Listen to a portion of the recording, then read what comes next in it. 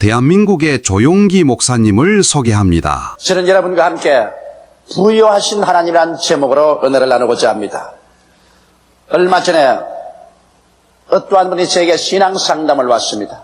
그는 인생에 지쳐버리고 좌절하고 있었습니다. 그는 제게 말하기를, 목사님, 나는 하나님 앞에 축복을 구하기나 받을 자격이 없는 사람입니다. 나는 천한 사람입니다. 가문도 좋지 않고요, 교육도 많이 받지 못했었습니다. 유산을 받은 것도 없고요, 부모에게 특별히 사랑받은 것도 없고, 세상 사람들에게 특별히 도움받은 것도 없습니다. 나는 좌절하고 열등의식에 짓눌려 있습니다. 나는 늘 마음이 슬픕니다. 나는 내 자신을 비하하고 있습니다. 자학을 하고 있습니다. 목사님은 긍정적이고 적극적이고 창조적이며 생산적인 태도를 가지라고 하지만은 나같이 천한 인간이 어떻게 그러한 마음의 자세를 가질 수가 있습니까? 그러므로 나 같은 사람이야말로 이 세상의 쓰레기와 같은 인생입니다. 너무 자기를 비하해서 말을 했습니다. 나는 한참 듣고 있다가 이분에게 이런 이야기를 했습니다. 여보시오, 내 이야기를 들으시오. 당신이 비천한 인간인지도 모르겠습니다. 당신이 스스로 자학을 하고 못난 인간인 줄 나도 그렇게 생각할 수 있습니다. 그러나 한 가지 내 말을 들으십시오. 어느 날 시카고의 유명한 호텔에 노인 한 분이 왔습니다. 점잖하게 옷을 입고 말쑥하게 생긴 어른이 와서 호텔의 습수원에게 자기가 그 호텔에서 묵겠다고 했습니다. 그러면서 말하기를, 이 호텔에서 가장 값이 싼 방을 하나 주십시오. 그 습수원이 사람 보니까 옷도 그렇게 흘물하게 입지 않았는데 싶어서 자세히 보고 깜짝 놀라셨습니다. 이분은 다른 분이 아니라 미국의 최대의 부호 중에 한 사람인 락커펠러 1세였습니다. 아니, 귀한 락커펠러 1세가 아닙니까? 그렇죠. 당신의 아들이 시카고에 오면은 우리 호텔에 와서 가장 비싸고 좋은 스위트를 달라고 해서 거기 거하는데, 그 아버님 대신은 당신은 와서 제일 값싼 방을 구하다니요. 웬 말입니까? 안경 너머로 접수원을 한참 보고 난 다음에, 여보시오, 내 아들은 부자 아버지가 있지만은 나는 그런 부자 아버지가 없어요. 유유히 가장 값싼 방에 등록을 하고 들어갔다. 그 이야기가 내가 기억이 났습니다. 그래서 락커펠러 2세는 그 자신이 땀 흘리고 애써서 돈을 벌이지 않았지만은 그 아버지가 부자 아버지이기 때문에 그는 부자 아버지를 의지하고 호텔에 와서 가장 비싼 스위트에 들어가서 잠을 잤다. 당신은 비록 천하고 못나고 열등의식과 좌절감에 꽉 빠진 사람인지 모르겠지만은 당신이야 야간 당신의 아버지가 얼마나 부자인지 아오? 눈이 휘둥그레져서, 목사님 그게 무슨 말씀입니까? 당신 자신을 비하하지 마시오. 당신을 낳아주신 당신의 아버지는 보통 부자가 아니요, 당신 예수 그리스도를 구주로 믿지 않았소. 그렇습니다.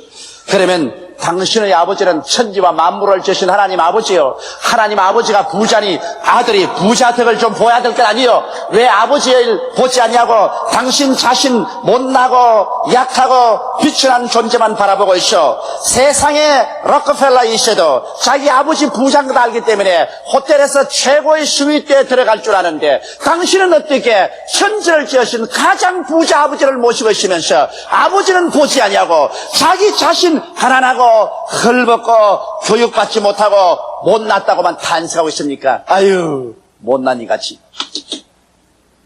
그러고 말았었어요.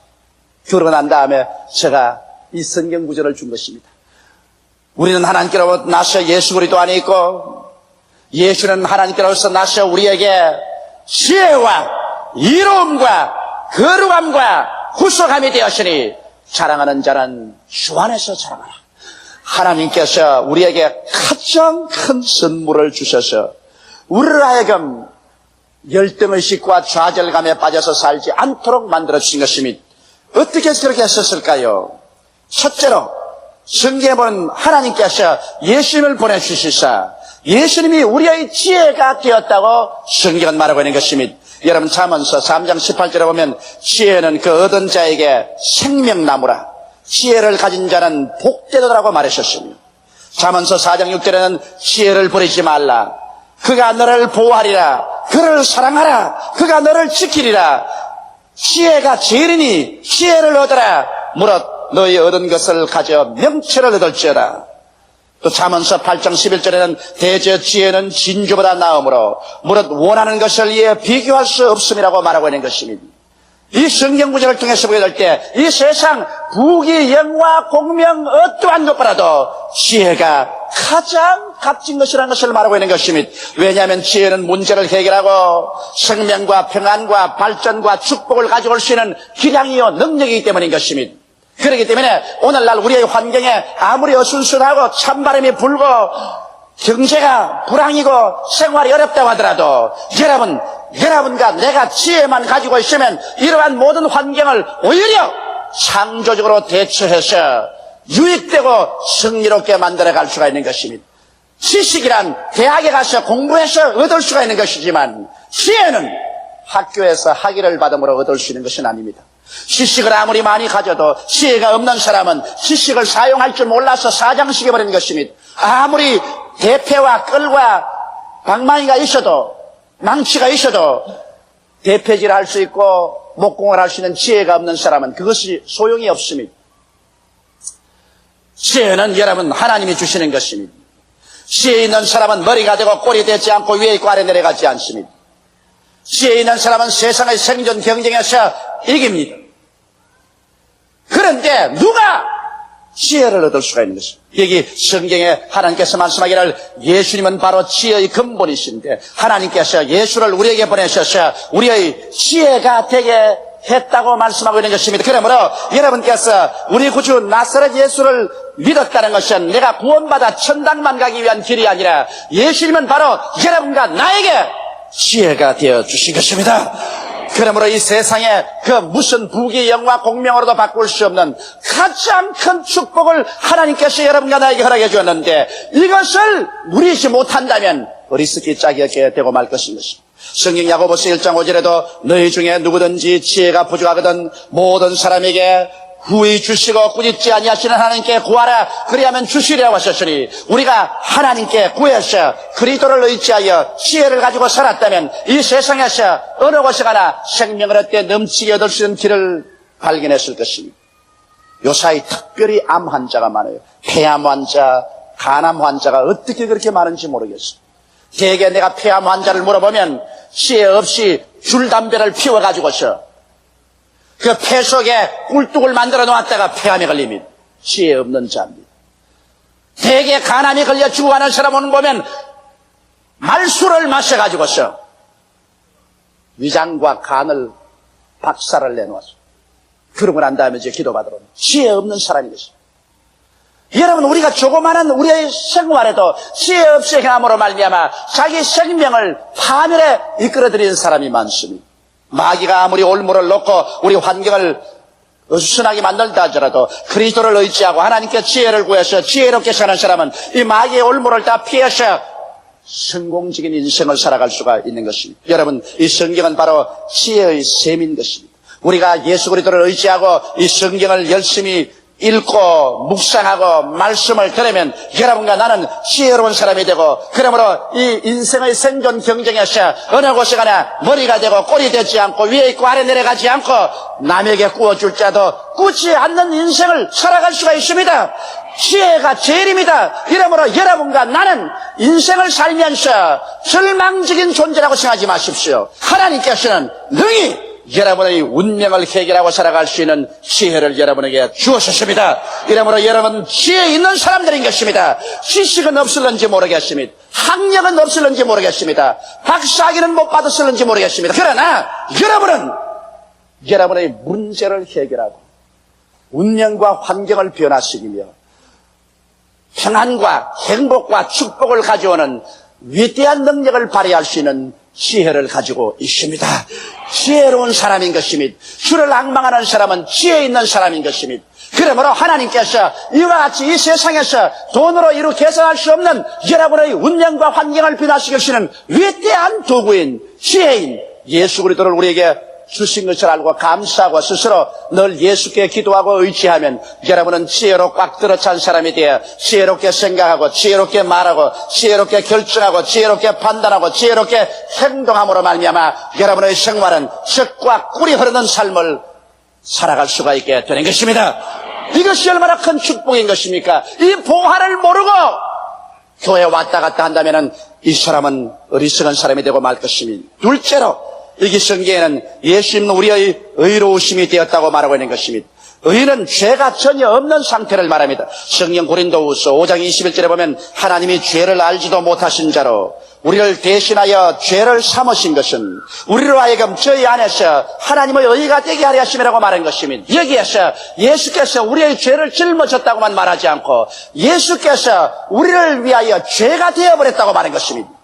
죄를 짊어졌다는 말하고 죄가 되어버렸다는 말하고는 의미가 틀립니다.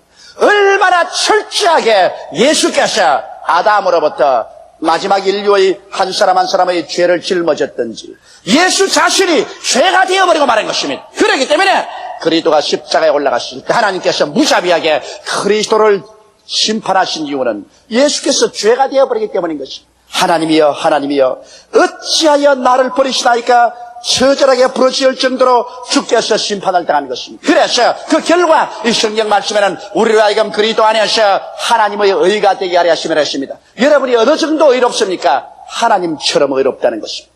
하나님의 의가 되은 것입니다. 하나님 당신의 의를 보여주시옵소서 하면 하나님이 내 백성을 보아라. 저절이 나의 의라고 말합니다. 성경에는 여러분과 내가 그리스도 안에서 하나님의 의가 되었다고 했으니 여러분 사람이 어떻게 선한 행위를 하든지 윤리와 도덕적으로 살아서 힘쓰고 애쓴다고 해서 하나님처럼 의롭게 될 수가 있겠습니까? 이는 오직 예수 그리스도의 보혈 공로로 말미암아 믿음으로 값없이 얻는 것입니다. 사람이 하나님처럼 의롭게 되었다는 것은 이것은 상상을 초월한 것입니다. 이처럼 여러분과 나는 예수를 믿음으로 말미암아 예수가 여러분과 나에게 하나님의 의가 되게 만들어 주신 것입니다. 의라는 것은 하나님 앞에 담대히 설 수 있는 자격을 얻지요. 여러분과 내가 하나님의 의가 되었으니 이제 아버지 앞에 그 아들 예수 앞에 나가는데 끓일 것이 하나도 없습니다. 우리는 그 의로움을 가지고 하나님 앞에 당당히 나설 수 있지요. 요한일서 1장 3절로 4절에 우리가 보고 들은 바를 너희에게 전함은 너희로 우리와 사귐이 있게 하려 함이니 우리의 사귐은 아버지와 그 아들 예수 그리스도와 함께 함이라. 우리가 이것을 쓰면 우리의 기쁨이 충만케 하려 함이로다. 여러분 하나님과의 사귐의 결과는 기쁨입니다. 왜냐하면 하나님은 진리요 진리는 기쁨입니다. 성경에 하나님의 앞에는 기쁨이 충만하고 그 우편에는 기쁨이 넘친다고 말한 것입니다. 이러므로 예수 믿는 사람들의 그 홀막은 기쁨입니다. 예수 믿는 사람이 기쁨이 사라진다는 것은 하나님 아버지와 그 아들 예수 그리스도와의 사귐이 사라졌다는 것입니다. 이것보다 비극적인 것이 없습니다. 죄가 들어와서 하나님과 그 아들 예수와의 사귐이 사라지면 기쁨이 사라지는 것입니다. 여러분과 내가 예수를 믿어 의롭게 된 이상 하나님의 의가 된 이상 하나님과의 마음대로 사귐이 있어 기도하고 참여하고 교통할 수 있습니다. 그 아들 예수 그리스도와 사귐이 있기 때문에 여러분과 나의 마음속에 그 결과로 하나님의 기쁨이 넘쳐 흐르게 되는 것입니다. 예수 믿는 사람들은 영혼의 깊은 속에 우리를 감동해주고 우리 영혼을 감격시키는 기쁨의 샘을 가지고 있는 것입니다. 이 기쁨을 잃어버리면 우리의 신앙은 힘을 잃어버리고 마는 것입니다. 사람이 마음에 기쁠 때 찬송이 나옵니다. 박수가 나옵니다. 할렐루야가 나옵니다. 마음에 기쁨이 있을 때 나가서 전도할 힘과 용기가 생기는 것입니다. 기쁨이 사라진 신자는 생명의 힘을 잃어버린 신자가 되고 마는 것입니다. 이러므로 사랑하는 성도 여러분, 여러분과 나는 의로운 자라 하나님과 그 아들 예수와 교제해서 항상 기쁨 가운데 살게 되시기를 주의 이름으로 축원합니다. 의라는 것은 또한 마귀를 이기는 무기입니다. 요한계시록 12장 11절에 또 여러 형제가 어린 양의 피와 자기의 증거하는 말을 인하여 저를 이기었으니 그들은 죽기까지 자기 생명을 아끼지 아니하였다고 말하고 있는 것입니다. 예수 그리스도의 보혈로 의롭게 된 우리들은 마귀하고 대적할 때 늘 이깁니다. 왜냐하면 어둠 앞에 빛이 들어오면 어둠은 사라지는 것입니다. 햇빛이 비추면 안개가 불타버리고 마는 것입니다. 이처럼 마귀는 어둠과 같고 안개와 같은데 의로운 태양이 떠오릅니다. 예수 그리스도가 여러분과 나의 의가 되기 때문에 의로운 태양이 우리 속에 떠오르 있기 때문에 안개처럼 마귀는 불타버립니다. 어둠처럼 사라져버리는 것입니다. 마귀가 한 길로 왔다가 7길로 도망쳐버리게 되는 것입니다. 이러므로 의인은 마귀를 이깁니다. 예수께서 여러분의 의가 되었으므로 마귀를 두려워하지 말고 가슴을 펴고 낯설은 예수 이름으로 대적하는 여러분이 되어야 될 것입니다. 너희가 내 이름으로 귀신을 쫓아낼 것이라고 말하셨으며 마귀를 대적하라 그래야만 제가 너를 피하리라고 말한 것입니다. 이러므로 여러분과 나는 연약한 자가 아니라는 것을 마음속에 확실히 알아야 될 것입니다. 셋째로 성경에는 하나님께서 예수님을 우리에게 주셔서 예수님은 우리의 거룩함이 되었다고 말한 것입니다. 거룩함이란 뜻은 성스럽고 위대함이라는 것입니다. 성스럽다는 뜻은 고결한 성품을 말하는 것입니다. 여러분과 나같이 선하고 세속적이고 육체적인 인간이 고결한 존재가 될 수 있어요? 하나님과 한자리에 앉고 예수님과 함께 손을 잡을 수 있고 천사들이 와서 물어볼 거는 고결한 인생이 될 수가 있어요? 아무리 생각해봐도 인간의 힘으로는 여러분과 내가 고결한 인생이 될 수 없는데 성경은 말하기를 예수를 보내셔서 예수님이 여러분과 나의 거룩함, 고결함이 되었다는 것입니다. 여러분은 고결한 존재입니다. 선하게 이리저리 굴러다닐 존재가 아닙니다. 사람들에게 짓밟히고 침뱉음을 받을 존재가 아닙니다. 하나님께서 귀히 여기고 예수께서 귀히 여기며 천사들이 와서 여러분을 섬기는 고결한 존재인 것입니다. 거룩하다는 것은 또한 위대함을 말합니다. 국량이나 업적이 크게 뛰어난 것을 말합니다. 여러분과 내가 무슨 국량이 뛰어나며 여러분과 내가 이루어간 업적이 어디 있습니까? 그러나 예수께서 이루어놓은 것을 전부 하나님께서는 여러분과 나의 업적으로 취급을 해주시는 것입니다. 그래서 예수께서 위대한 것처럼 여러분과 나를 하나님은 위대하다고 보는 것입니다. 천사들도 위대한 존재라고 봅니다. 마귀들도 위대한 존재라고 봅니다. 그런데 왜 여러분 자신이 자기를 비하식입니까?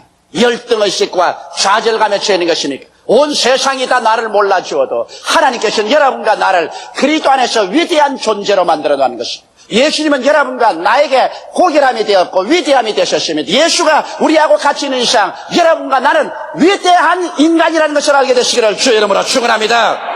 그러므로 자존심을 가지십시오. 자기 스스로를 사랑하십시오.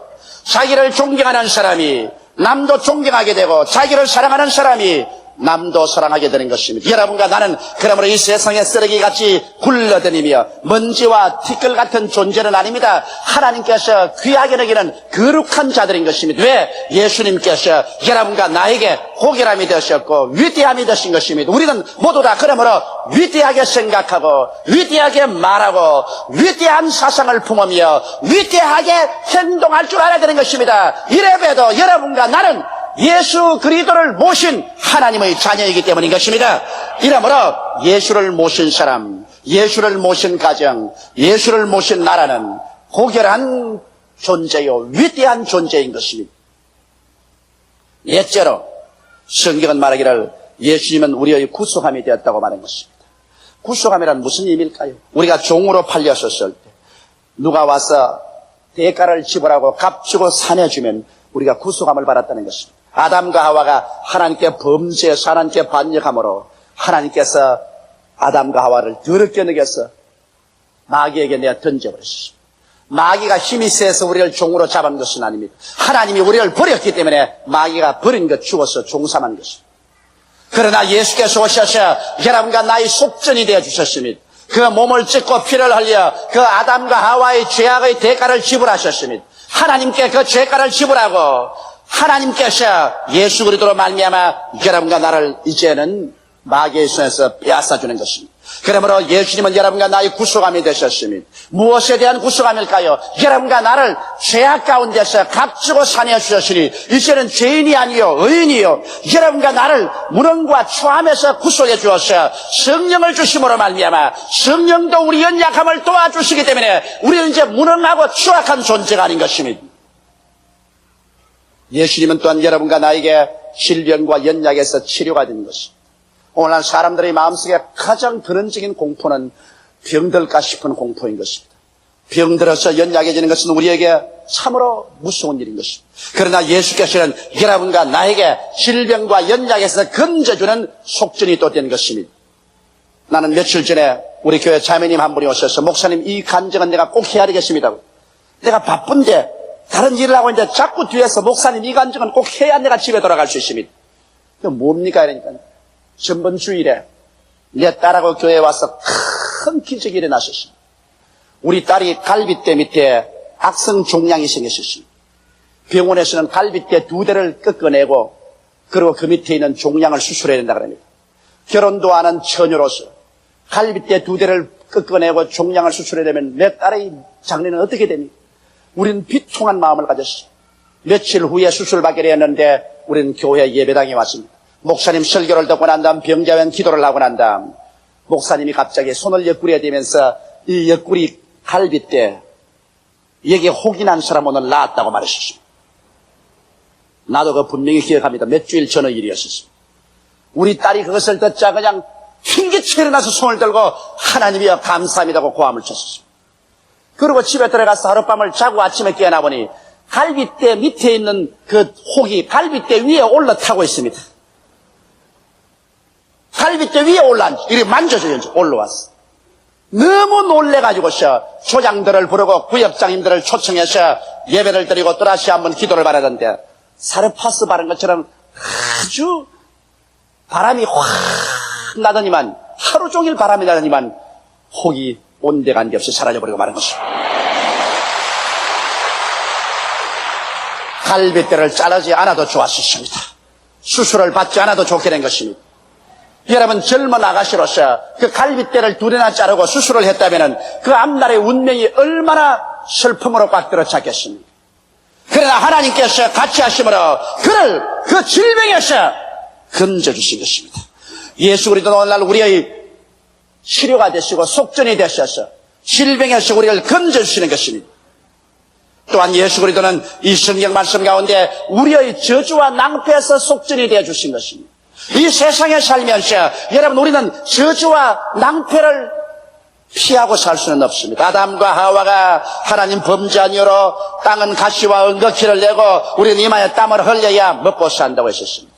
이러므로 사람들은 낭패와 실망 가운데서 허덕입니다. 좌절감에서 허덕이는 것입니다. 그러나 예수 그리스도를 구주로 믿은 여러분들은 그리스도가 여러분과 나의 속전이 되었으므로 여러분과 나의 생활 가운데 위대한 희망을 가지고 살 수 있게 되는 것입니다.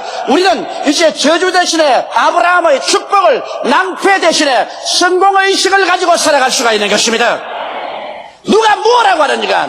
나는 그리스도 안에서 하나님이 값주고 이런 사람을 만들었으니 나는 이러한 사람이라는 것을 힘차고 굳세게 믿고 나가야 될 것인 것입니다. 그러고 난 다음 인간에게 가장 절망인 죽음과 멸망에서 그리스도는 속전이 되어서 우리를 위해서 다 대속해 주었습니다. 믿지 않은 자에게는 죽음은 그 인생의 종말이요 가장 처절한 절망이지만 믿는 자에게는 죽음이란 천국 가는 고속도로인 것입니다. 바울은 말하기를 사망아 너희 이기는 것이 어디 있느냐? 사망아 너희 손은 것이 어디 있냐고 사망을 비웃었었어요. 죽음이란 것은 여러분과 나에게 이젠 무서운 존재는 아닙니다. 예수께서 죽음에서 우리 값주고 사셨기 때문에 이제 우리는 하나님이 예비한 영원한 천국으로 들어가는 인문에 불과한 것입니다. 이러므로 사랑하는 성도 여러분, 하나님께서는 예수 그리스도를 구속으로 우리에게 주셨으므로 우리는 예수 그리스도 안에서 진실로 우리의 영혼이 잘됨같이 범사가 잘되며 강건하게 된 우리 자신을 발견하게 되는 것입니다. 오늘 믿음이란 무엇입니까? 믿음이란 기분이 좋을 때 믿고 기분이 나쁠 때 안 믿는 것입니까? 아닙니다. 믿음이란 여러분의 감각이 어떻게 느낄지라도 여러분의 환경이 어떻게 시산스러울지라도 동남풍이 불고 서북풍이 불지라도 가시밭길이 다가올지라도 우리는 그 가운데서 나는 예수 그리스도 안에서 이러한 사람이 되었다는 것을 알고 그대로 주장하는 것이 믿음인 것입니다. 믿음이란 이로도 양보하지 않은 것이 믿음입니다. 믿음이란 환경에 굴하지 않는 것이 믿음입니다. 믿음이란 뒤로 물러가지 않는 것입니다. 성경은 말씀하기를 나의 의인은 믿음으로 말미암아 살리라. 뒤로 물러가면 내 마음이 저를 기뻐하지 아니하라고 말하는 것입니다. 오늘날 수없이 많은 사람들이 입술로만 믿습니다 하고 난 다음에 환경이 나빠지고 억압이 다가오고 고통이 다가오면 믿음을 포기하고 뒤로 물러가고 마는 것입니다. 성경은 말씀합니다. 할 수 있거든이 무슨 말이냐? 믿는 자에게는 능치 못하심이 없나니라. 내 믿은 대로 될지어다고 말씀하는 것입니다. 여러분, 우리는 하나님께로 나서 예수님 안에 있고 예수는 하나님께로 나서 여러분과 나에게 지혜가 되어 주셨습니다. 의로움이 되어 주셨습니다. 거룩함이 되어 주셨습니다. 속전이 되어서 구속함이 되어 주셨습니다. 우리는 예수 안에서 위대한 축복을 받은 사람이요. 우리 아버지 하나님은 이 크나큰 우주의 부자로서 여러분과 나에게 이 은총을 주신 것입니다. 이러므로 우리 자신은 형편없고 보잘것없더라도 우리 하나님 아버지께서 우리에게 주신 은혜는 형언할 수 없이 큽니다. 아버지 하나님의 덕분으로 예수님 안에서 우리는 이와 같은 은혜를 받았으니 내가 잘나서 받은 것이 아니라 아버지가 부유해서 그렇게 된 것입니다. 이러므로 가슴을 펴고 허리를 펴고 배짱 있게 하나님의 은총 가운데 담대한 믿음으로 살아나가는 여러분 되시기를 주의 이름으로 축원합니다. 다 같이 고개숙여 기도드리겠습니다.